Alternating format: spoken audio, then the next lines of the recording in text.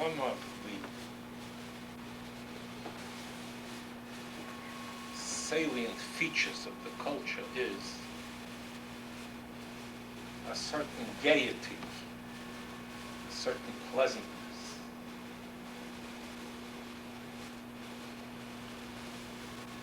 There are other parts of the world where things aren't so pleasant, and the people walking in the street, you see a certain seriousness on their faces, varying from seriousness to depression. Huge, massive populations. Life is hard for them. And they're constantly fighting a battle for survival. Young people, old people, men, women, children. Life is very hard for them. We never think about this. Vast difference between our culture and the third world's culture.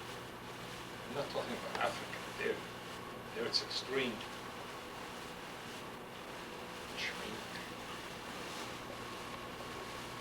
Different world. Take the average Chinese person on the street and you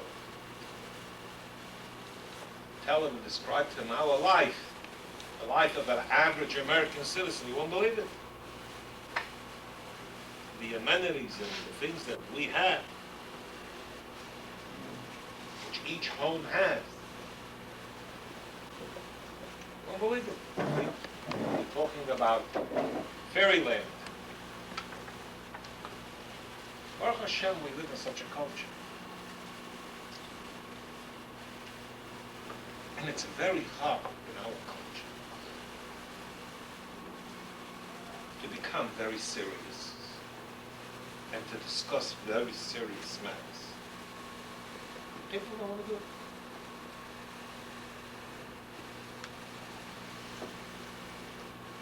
Take a person and grab him by the throat of his neshama and say, I want to speak to you about what's the most important thing in your life. What do you want to talk about? Leave me alone. I'm not a philosopher. Leave me alone. Don't talk about it. Close their ears, their eyes, their mind. They don't want to talk about it.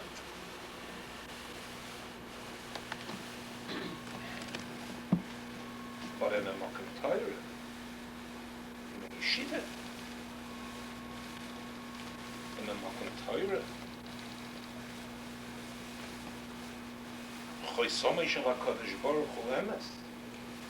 the Rebbeinu Shalom signatory, his signet is emes. Moshe emes, v'soyrosoi emes, HaKadosh Baruch Hu emes. We that we're sitting in a yeshiva where the whole struggle is with emes, to come to emes, the truth, to understand emes, and to want to absorb emes.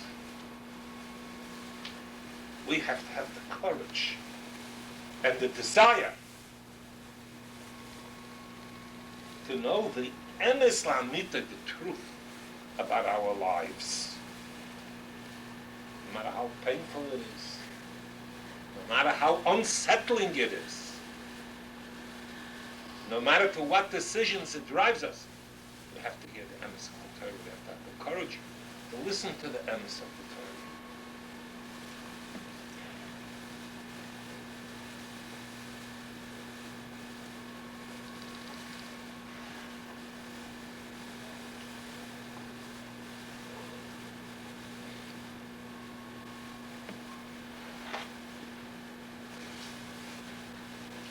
I want to speak back to you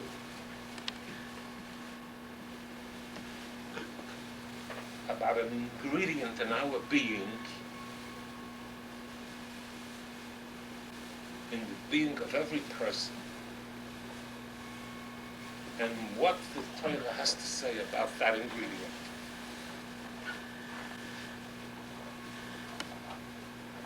And how that ingredient should affect our lives. Part of the Tanakh, one of the Chumash Megillas is Koheles. Who wrote Koheles? Shlomo HaMelech. Shlomo HaMelech has the distinction of having the title of being called the Chacham Mikol Adam, the wisest of all men.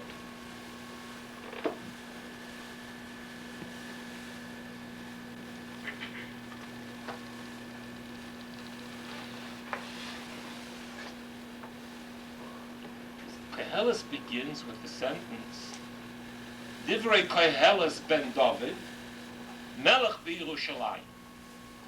Divrei Koheles ben David. These are the words Shlomo Melech doesn't call himself here Shlomo, but he calls himself Koheles. Now is not the time to discuss the reason why he doesn't call himself here Shlomo, but it begins, Divrei Koheles ben David, Melech b'Yerushalayim, King in Yerushalayim, b'Yerushalayim.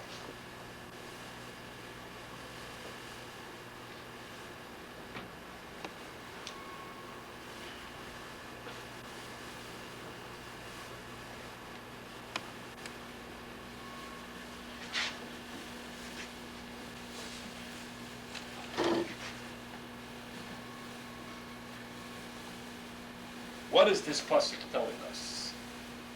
Divrei Koheles ben David Melech b'Yerushalayim.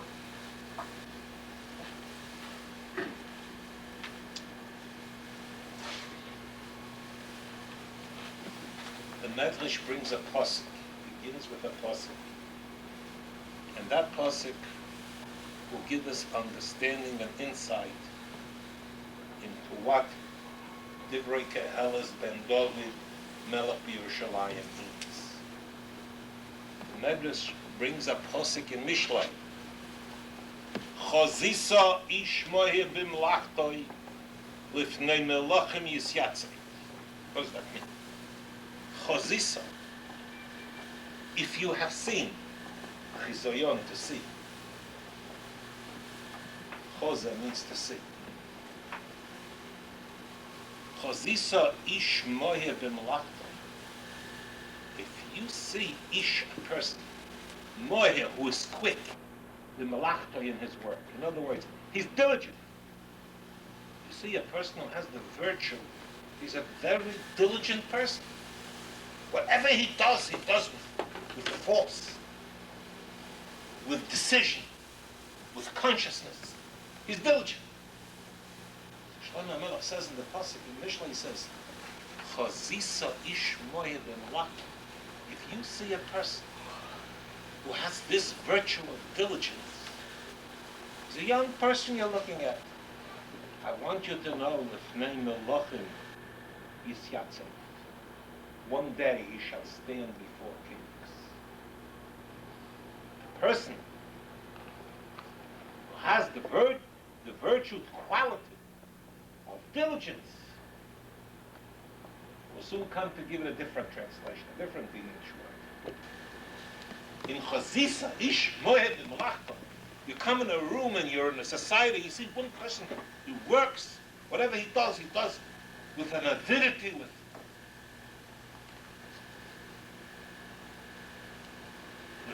we should know in the future this man will stand before kings. He will be very, very successful. A pasuk.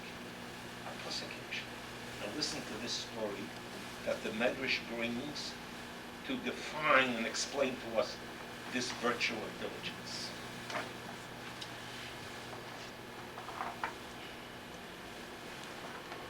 Maise Rabbi Chanina ben Doisa. There was a person, his name was Rabbi Chanina ben Doisa. Shor bnei ma'alim nidarim u'nidavos l'Yerushalayim. He looked around in his city, and he saw that the bnei all the people in his city were bringing up sacrifices, nedorim and nedovos, were bringing up donations and sacrifices to the Beis HaMikdash in Yerushalayim. People were constantly going and taking in those days. It was an agrarian world. They were bringing korbanos to be sacrificed, to be machruf them in the Beis HaMikdash. Omar, he said to himself, Hakol ma'alin liYerushalayim nedarim u'nedovos. Look, all my friends are relating to HaKadosh Baruch Hu in the Beis HaMikdash. All my friends are relating to HaKadosh Baruch Hu in the Beis HaMikdash, and they're bringing up nedarim u'nedovos. V'ani eini ma'al ledov, and I don't have a penny. I'm broke. I'm busted. I don't have anything, and I can't bring anything up to the Yerushalayim. He felt very good. Ma also, what did he do? Ma also. Yotza lemidbara shel ira. He went for a walk, and he walked outside of his town. He walked out to the desolate places outside surrounding the town. Lemidbara shel ira. And suddenly, the Ra Shom Eben Achas. He saw a big, huge stone. Big, huge stone. What did he do with this stone? Shovava Tzitesa Umirko. Took a hammer and a chisel, and he polished the stone. First he straightened it out. There's a different terminology. One means taking off the rough edges, then making it smoother, and he polished it. Until he polished this big, huge stone. He finished his work on it. Took him a long time. V'omar, and he said, he made a nether, and he said, made a vow. Harei alai laha'aloisa leYerushalayim. I take a vow upon myself to bring up this stone. I'm going to give it a donation to the Beis HaMikdash. Big, huge stone. How do you move it? Bikesh lisker lo pele. So he went out to get workers to help him move the stone to Yerushalayim. Nizdamnu lo chamisha bnei. Suddenly met a group of 5 people. Omar lehem, ma'alin liatem eben zu Yerushalayim. Are you interested in working for me and helping me bring up this stone to Yerushalayim? Amru lo, they said to him, Ten lanu chamisha sloyim, v'onu ma'alin noisen Yerushalayim. Give us 5 sloyim, we'll charge you 5 selah, whatever that is, $5, and we'll take the stone up for you, we'll bring it up to Yerushalayim.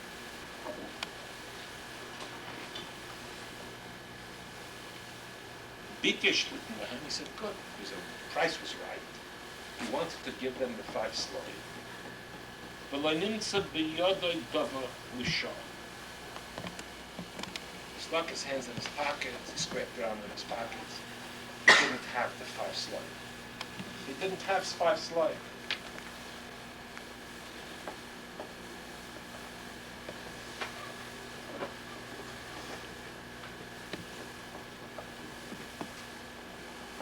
They went away. People, no money, no work. What happened? Zimin lo HaKadosh Baruch Hu, chamisha malachim b'dmus bnei Adam. The Rebbeinu Shalom sent 5 angels who appeared to him as human beings. Listen to this. Amar lahem atem malin liyavin zu. He thought maybe they'll be cheaper, we get a few pennies at that time. He says, will you help me? Will you take this stone up for me to Yerushalayim? Amulai, ten lanu chamisha sloyim, v'anu malin l'cha avoncha l'Yerushalayim. Wait, he said they also asked for sloyim, and it appears from the Medrash at this time already, he had the $5.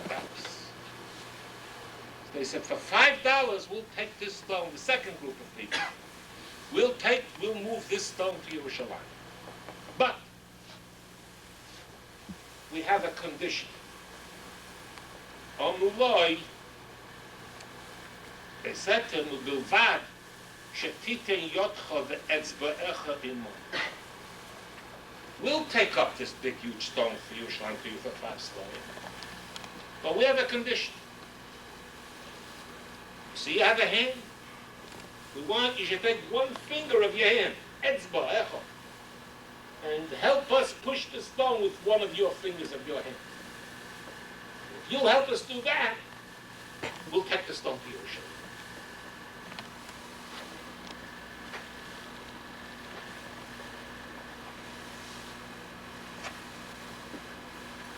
Nosan yodoi ve'etzba.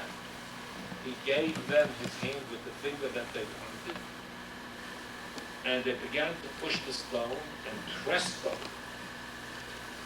within the second, the Nimtzu owned in Yerushalayim, they were standing in Yerushalayim. A miracle.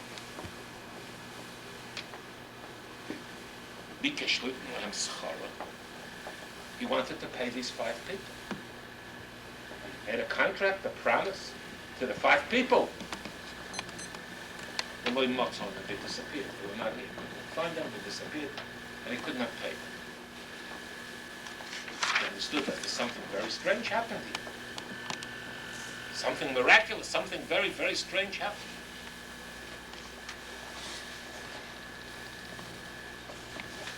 Nichnas lelishkas hagozis, b'shal b'shvilon. He went into the office of the Sanhedrin in the Beis HaMikdash. By that time, I calculated that these must have been very special people. So he asked around, did you know about these kind of people? Finally, they told him, they listened to his story, they saw that he's an honest person. They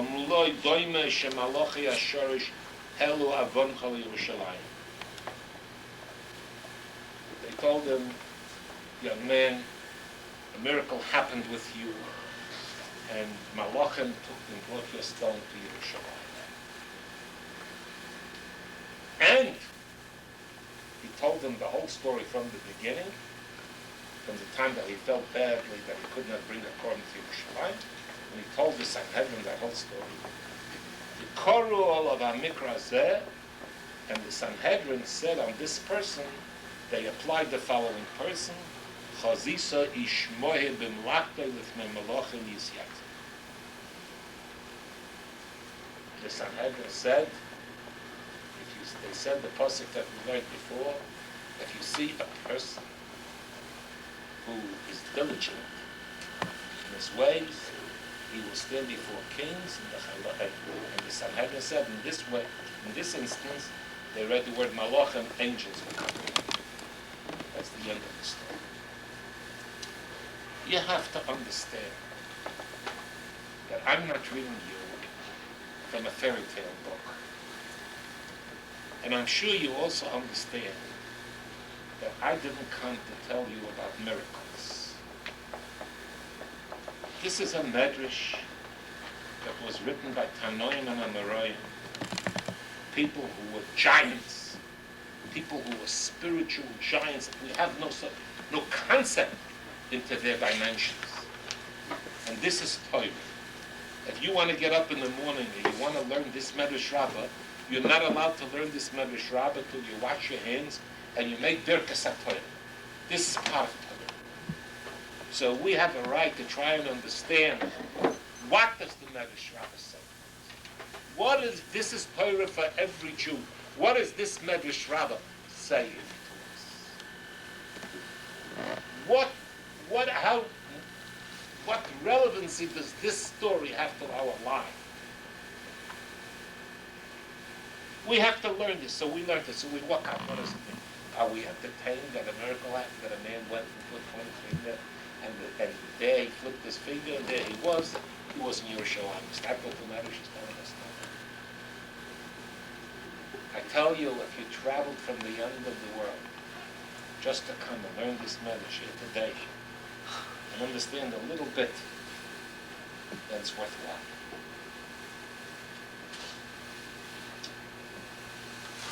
We don't know who ourselves. We don't know ourselves. When we buy a car, we know more about a car than we know about ourselves. I know very little about a car. I know its generator.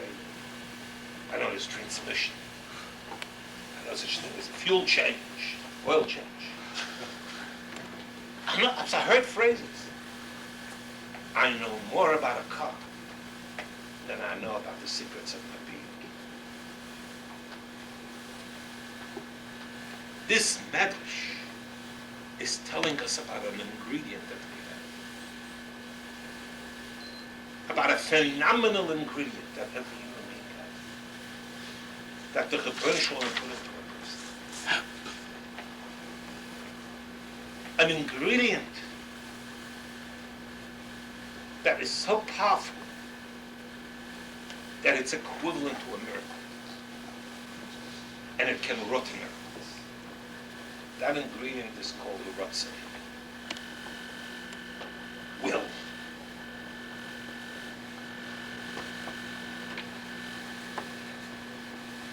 A person has Ratzon. Will. We have a force. The Chazal are teaching us what will can accomplish. Here was a person who had nothing. And a seichel came into his head. He looked around and he saw that people are going to Yerushalayim. They want to become closer to HaKadosh Baruch Hu, to the Rebbeinu Shalom.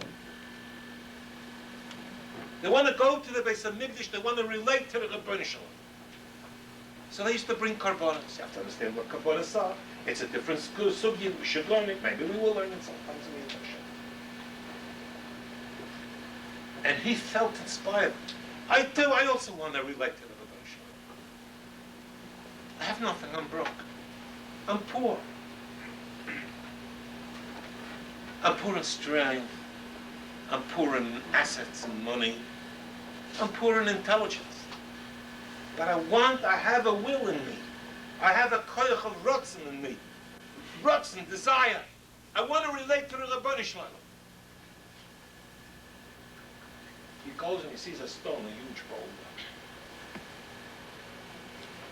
The seichel that he said, I don't have anything. This is a midbar. Everything is free, doesn't belong to anybody. I can take this stone and make it into a beautiful object. He went with his bare hands, without machinery, with the knowledge that he had, and he worked on it, and he smoothed it out and chopped it out. He worked perhaps days or weeks or months. And he created something beautiful. This I could give to the Beis HaMikdash that could sell this. It could have a Kedushas Damen. And the problem came up, how am I going to get it to Yerushalayim? But I want to bring it to Yerushalayim. I have a chutz, and I want to bring it.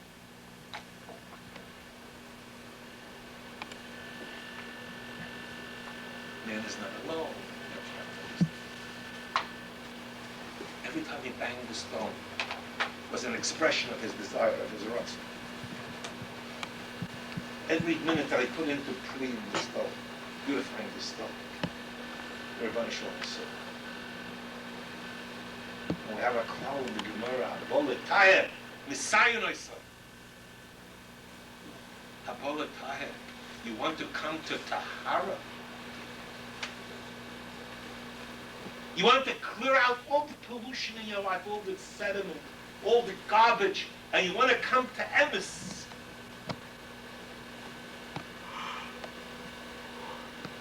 Contact with HaKadosh Baruch Hu. To emes, to that emes, you want to come to it. And he strove, and he strove, and he strove, and he strove. Abolet Taher, the Gemara says, you want to come to such a good thing, to Tahara, to emes. Again, all you have to do is put your finger, and I'll make a miracle. If all your work is sent to 5 malachim, Abolet Taher, it says, Messiah Noisai, they help it. Where Rabbi Shlomo creates help. Help that was not there. Don't be frightened of the word miracles. Don't be be frightened of the word no. It doesn't scare me.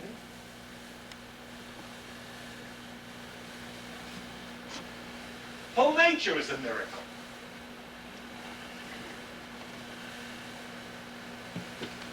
And there are big secular scientists that know it's a miracle.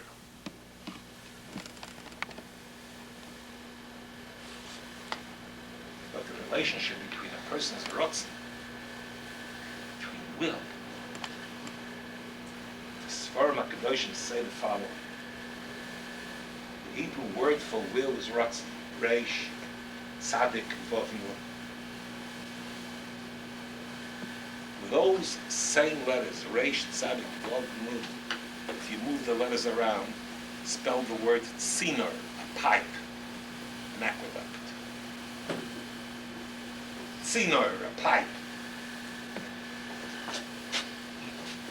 The ingredient of will in a person's neshama creates a pipe through which HaKadosh Baruch Hu gives him strength.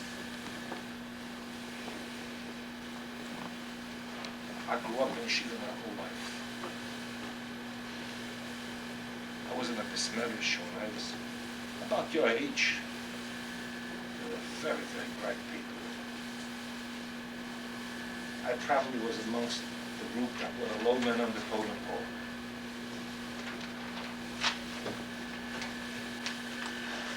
And I saw people who took to learning Gemara, and I thought they'll never make it. But today, huge Talmidei Chacham. They had a Ratzon they wanted to learn. They wanted to know the relational wisdom. That Ratzon created at Sinai. The Rebbeinu Shalom helped them in so many ways. But today they are huge Talmidei Chacham. And the bright guys that got along by using their heads and didn't have to use their will so much, today are not on such a matter, right?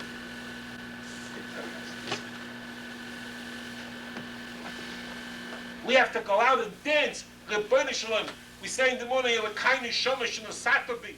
Rebbeinu Shalom, you gave us in a shoma, and in there's the koyach of Ratzon. The society that we live in, that of us, not even Lilliputians, not even little people in there, a little piece of garbage. What is the culture offering us?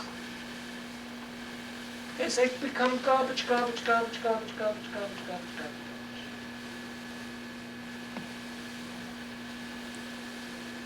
Last week there was, this week, well either last week or this week there was an article in the New York Times, there was a research committee on the standards in colleges of the teachers, of the student body, of their ethical and moral standards and what's doing on their growth, on their desires. It was a pitiful report. Nothing. I don't have to tell you, nothing.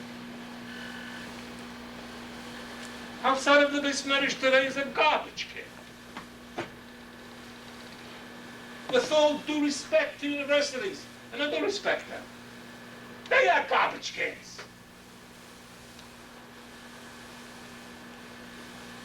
They're making people beat people. There was a fellow who learned here in yeshiva, a medical doctor, he's a surgeon. He's one of the very few people in the city of New York today that does liver transplants in Mount Sinai Hospital. One of the very few, that's the only place in New York that do liver transplants. He was ill when I was here.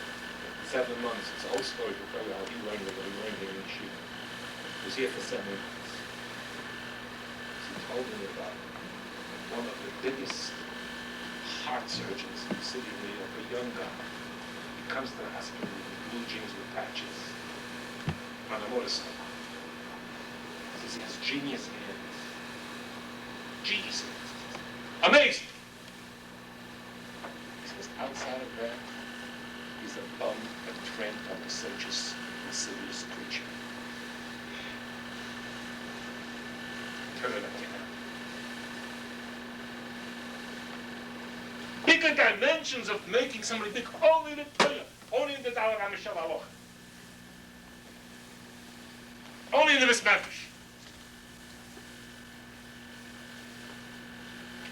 They're young people, they're wonderful people, they're your family. What are you doing here? You don't have to be here. None of you. That gift, Neshama Shenasata Pi, the Rabbi Shlomo putting you a gift in Ratzon, will. You can become big Jews. I don't know what it is if you see it. This piece of Medrash, this piece of Emes tells us a story about a person who had nothing but a dream to get near to the Rabbi Shlomo, and all the miracles in the world happen. All we have to do is to work and have Ratzon and desire, and again, just with his finger, the miracle. Yeah, all of it. You have Ratzon.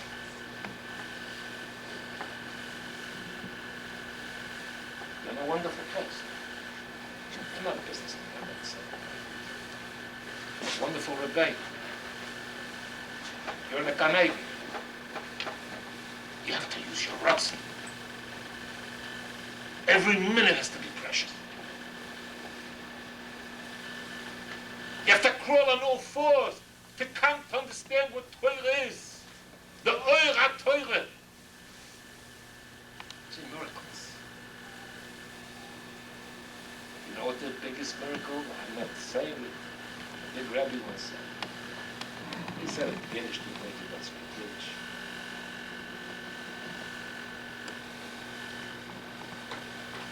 The biggest miracle will be that you will expand the dimensions of your being. You'll become big people. Outside, it's less than people. You don't know what's going on in the world of art. You don't know what's going on in the world of music. Decay is not a word for it. And here you're in a place that talks to you in a neshama. You get up in the morning, neshama shenasata bi, neshama shenasata bi, neshama. He put in us a power package of miraculous koiches. To work on. To understand the piece of it, how to read it properly, how to know the touch of every word, how to know the pshat, how to remember it.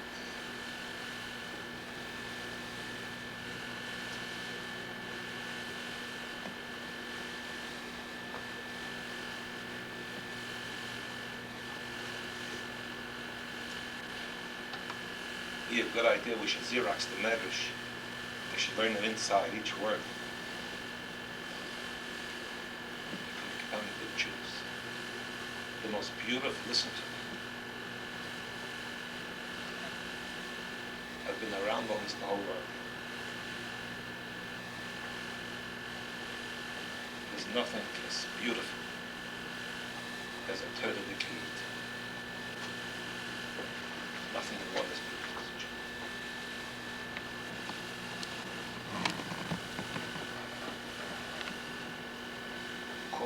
Kodesh u'mamlechas kahanim. Live with the Torah. We are the dimensions of such a person is an example for the whole world. You could become. It's Ratzon. It's Ratzon. Look, Azisa Ishmoev b'malachto. I had a friend, my age. He was now in that story. He was a wealthy man. He was a wealthy boy from a wealthy family. And I remember he used to learn in the koil. So he used to come in the morning. Koil would have to be 9 o'clock at start. He used to come in the morning. Sit on his chair. Ha! Everybody like that. As if somebody was gasping for air. When you open the place where he's holding in the Gemara, his fellow that happened, you call everything. And I know, tall, good-looking, handsome, wealthy, whatever you want, yeah. Happy he was when he opened the Gemara. He learns until today. Who's not swearing?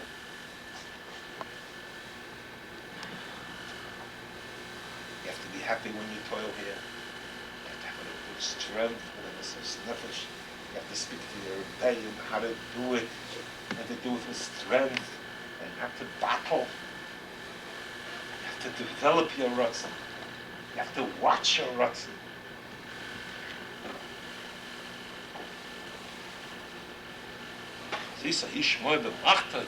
See a man who is about Ratzon, if need be, the Rabbi Shlomo send angels to help him.